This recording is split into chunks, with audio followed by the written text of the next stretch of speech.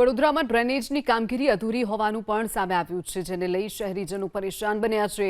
VIP રોડથી APMC જતા મુખ્ય રસ્તા પર ડ્રેનેજ અને માઇક્રો ટનલની કામગીરી લાંબા સમયથી અધૂરી છે।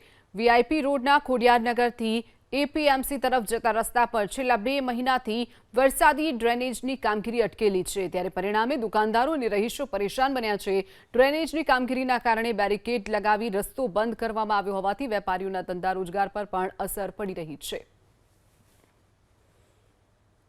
સમસ્યા છેલ્લા 3 મહિનાથી છે અને આ જે ખોદકામ કર્યું છે જેસીબીથી એ લોકો પુરાણ કરીને 1 મહિનાથી મૂકી રાખ્યું છે અને ડ્રેનેજનું પાઇપ વરસાદી ગટર લાઇનમાં આપ્યું છે, જેનાથી રોગચાળો ફાટી નીકળવાની અહીંયા પૂરેપૂરી શક્યતા છે અને આ દુકાનોવાળા અહીંયા જે ભાઈઓ છે એ લોકોનો ધંધો બગડે છે, પણ કોઈ જાતનું અહીંયા આગળ તંત્ર દ્વારા કામગીરી કરવામાં આવતી નથી।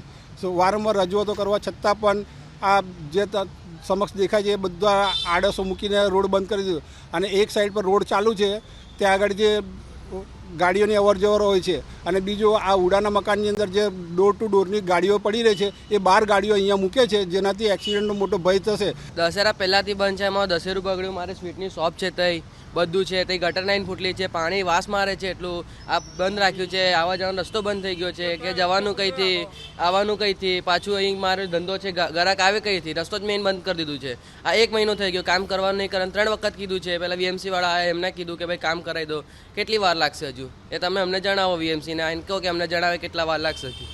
હવે દિવાળી છે, ધંધો કરું કે પછી આ કામે જોવાનું।